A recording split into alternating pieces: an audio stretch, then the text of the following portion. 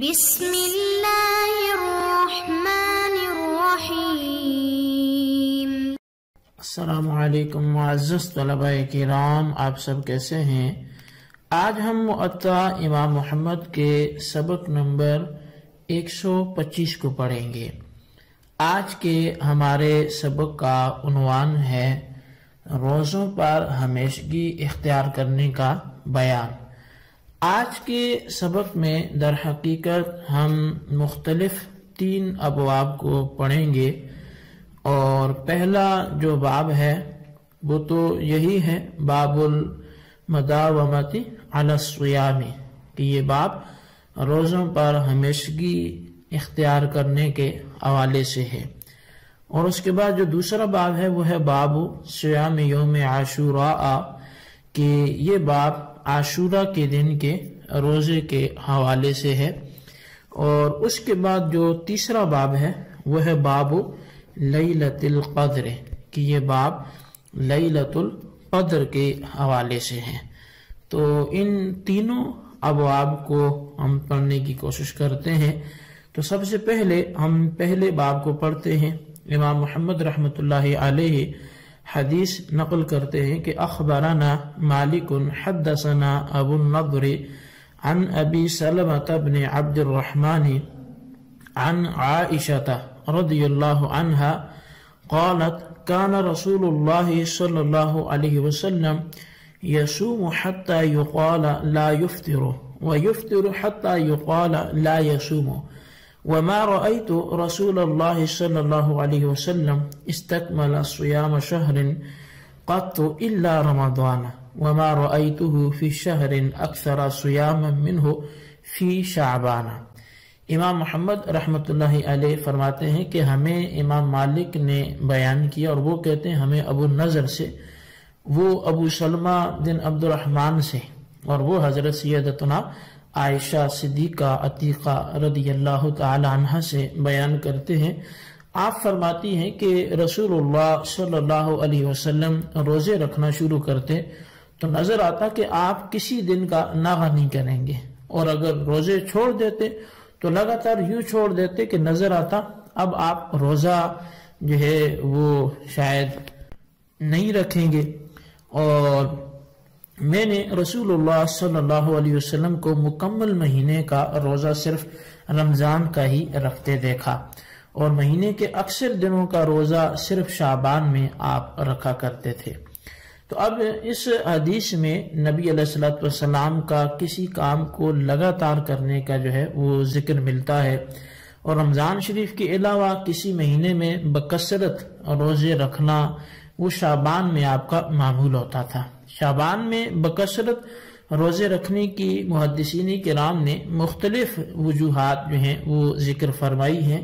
مثال کے طور پر ایک وجہ یہ ہے کہ آپ صلی اللہ علیہ وسلم کی عادت مبارکہ تھی کہ ہر ماہ ایام بیت کے روزے رکھتے تھے، لیکن جب باہر سے ملاقات کے لیے آنے والے وفود کی تعداد میں اضافہ ہو گیا، اور دوسری طرف لڑائیوں کا سلسلہ بھی بڑھ گیا، تو آپ ان میں مصروف ہونے کی بنا پر اب ایام بیت کے جو ہے وہ چھوٹے ہوئے روزے اکٹھے شعبان میں رکھ لیا کرتے تھے۔ اور بعض محدثین کا یہ بھی کہنا ہے کہ شعبان میں روزوں کی کثرت وہ رمضان شریف کی آمد اور اس کی تعظیم کی وجہ سے ہوتی تھی۔ مصنف ابن ابی شیبہ میں اس حوالے سے حضرت انس رضی اللہ تعالی عنہ سے ایک حدیث پاک روایت کی گئی ہے کہ نبی علیہ الصلوۃ والسلام سے پوچھا گیا کہ افضل روزے کون سے ہیں، تو آپ نے فرمایا کہ شعبان کے روزے جو رمضان شریف کی تعظیم اور تکریم کے لیے ہوتے ہیں۔ تو اب اسی طرح مصنف ابن ابی شیبہ کی اسی صفحے پر شعبان کے بکثرت روزے رکھنے کی خود نبی اکرم صلی اللہ علیہ وسلم سے ایک اور وجہ بھی ذکر کی گئی۔ ایک وجہ تو آپ نے یہ بیان فرمائی کہ اس میں رمضان کی تعظیم ہے، اور دوسری وجہ آپ نے فرمایا کہ اس لیے بھی کہ اس مہینے میں آئندہ سال مرنے والوں کی موت کا وقت مقرر کیا جاتا ہے۔ تو بہرحال اور بھی بہت سی حکمتیں ہو سکتی ہیں، اس لیے آپ کی اقتداء میں ہمیں بھی یعنی امت کو چاہیے کہ وہ شعبان کے نفلی روزے جو ہے وہ کثرت سے رکھیں۔ تو بہرحال یہ پہلا جو ہمارا باب تھا وہ مکمل ہوا۔ اب ہم دوسرے باب کی طرف بڑھتے ہیں۔ دوسرا باب ہے باب صیام یوم عاشوراء۔ یہ باب ہے عاشورہ کے دن کے روزوں کے حوالے سے۔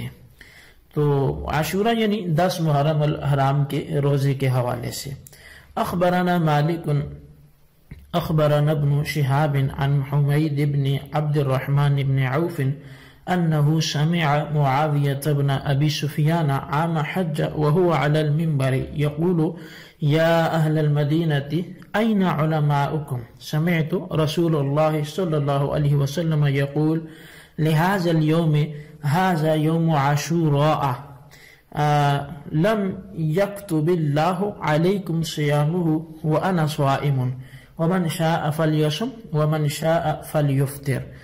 امام محمد رحمۃ اللہ علیہ اس باب کی پہلی حدیث اور ایک ہی حدیث ہے وہ روایت کرتے امام مالک سے، اور وہ کہتے کہ ہمیں ابن شہاب سے یہ روایت ملی اور انہیں حمید بن عبد الرحمن بن عوف نے بتایا کہ میں نے معاویہ بن ابو سفیان کو ایک سال حج کے موقع پر یہ کہتے سنا کہ وہ اس وقت منبر پر تھے اور وہ کہہ رہے تھے کہ اے اہل مدینہ تمہارے علماء کہاں ہیں؟ میں نے رسول اللہ صلی اللہ علیہ وسلم سے سنا ہے کہ فرمایا کہ یہ دن عاشورہ کا دن ہے، اللہ تعالیٰ نے تم پر اس کا روزہ رکھنا فرض نہیں قرار دیا اور میں روزہ دار ہوں، تو جو شخص چاہے وہ روزہ رکھ لے اور جو چاہے تو وہ نہ رکھے۔ قال محمد صيام يوم عاشوراء كان واجبا قبل أن يفترض رمضان ثم نسخه شهر رمضان فهو تطوع من شاء صامه ومن شاء لم يصمه وهو قول أبي حنیفة والعامة قبلنا۔ امام محمد رحمۃ اللہ علیہ حدیث ذکر کرنے کے بعد احناف کا مذہب بیان کرتے ہوئے کہتے ہیں کہ عاشورہ کے دن کا روزہ یہ رمضان کی فرضیت سے پہلے یہ لازم تھا، پھر رمضان کے مہینے سے اسے منسوخ کر دیا گیا، لہٰذا اب عاشورہ کا 10 محرم کا جو روزہ ہے وہ نفلی روزہ ہے، جو چاہے تو وہ رکھ لے اور جو چاہے تو وہ نہ رکھے، اور یہی قول امام اعظم امام ابو حنیفہ رحمۃ اللہ علیہ کا بھی ہے اور ہم سے پہلے عام علماء کرام کا بھی یہی قول ہے۔ اب اس روایت میں امام بخاری رحمۃ اللہ علیہ نے بھی اس حوالے سے اپنی صحیح میں بات ذکر فرمائی ہے۔ حضرت امیر معاویہ رضی اللہ تعالی عنہ نے 2 مرتبہ بیت اللہ شریف کا حج کیا، ایک تو خلیفہ بننے کے بعد پہلی مرتبہ 44 سن ہجری میں، اور دوسری اور آخری مرتبہ اپنے 57 سن ہجری میں خانہ کعبہ کی زیارت کے لیے تشریف لائے۔ اچھا، اب یہ جو خطبہ تھا آپ کے آخری حج کے موقع پر تھا، یعنی جب آپ 57 سن ہجری میں آئے تھے، اور اس خطبے کی وجہ یہ تھی کہ یوم عاشورہ کے روزے کی فرضیت منسوخ ہو جانے کے بعد کچھ حضرات اس کی فرضیت کے بدستور وہ سابق اور قائل تھے، اور بعض دوسرے اس کے بالکل برعکس اس دن کا روزہ وہ حرام سمجھتے تھے۔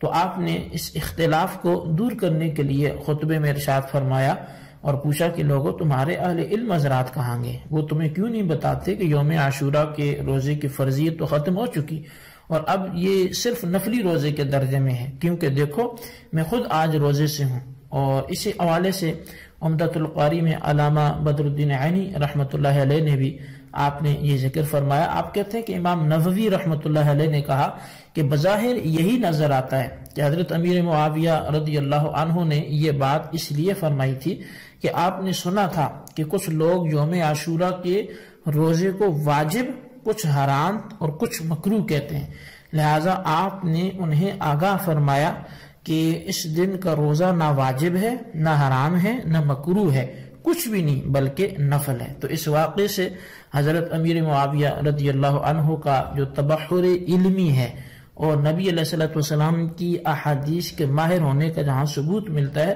وہیں ان کی قوت فیصلہ اور اختلاف کو دور کرنے کی صلاحیت بھی ظاہر ہوتی ہے کہ جس طرح کا لوگوں میں ایک رجحان تھا اور جس چیز کا موقع تھا آپ نے وہ بڑے اچھے انداز سے واضح فرما دی۔ تو بہرحال اب ہم اس آج کے سبق کی تیسرے جو باب ہے اس کی طرف بڑھتے ہیں. یہ ہے باب لیلۃ القدر، لیلۃ القدر کا بیان. اخبرنا مالک اخبرنا عبد الله بن دینار عن عبد الله بن عمر ان رسول الله صلی اللہ علیہ وسلم قال تحروا لیلۃ القدر فی السبع الاواخر من رمضان. امام محمد فرماتے ہیں کہ ہمیں امام مالک نے عبداللہ بن دینار سے اور وہ عبداللہ بن عمر سے خبر دیتے ہیں کہ نبی علیہ السلام نے فرمایا کہ لیلۃ القدر کو رمضان شریف کی آخری 7 راتوں میں تلاش کرو. اخبرنا مالک حدثنا هشام بن عروة عن أبيه أن رسول الله صلى الله عليه وسلم قال تحروا ليلة القدر في العشر الأواخر من رمضان. امام محمد فرماتے ہیں کہ ہمیں امام مالک نے خبر دی کہ ہمیں ہشام بن عروہ نے اپنے والد سے یہ بتایا کہ رسول کریم صلی اللہ علیہ وسلم نے ارشاد فرمایا کہ لیلۃ القدر کو رمضان شریف کی آخری 10 راتوں میں تلاش کرو. تو لیلۃ القدر کے حوالے سے 2 باتیں جو ہیں وہ آپ ذہن میں رکھیں. ایک تو یہ ہے کہ اس کا نام لیلۃ القدر کیوں رکھا گیا، اور دوسرا یہ کہ یہ رات کب اور کون سی ہے.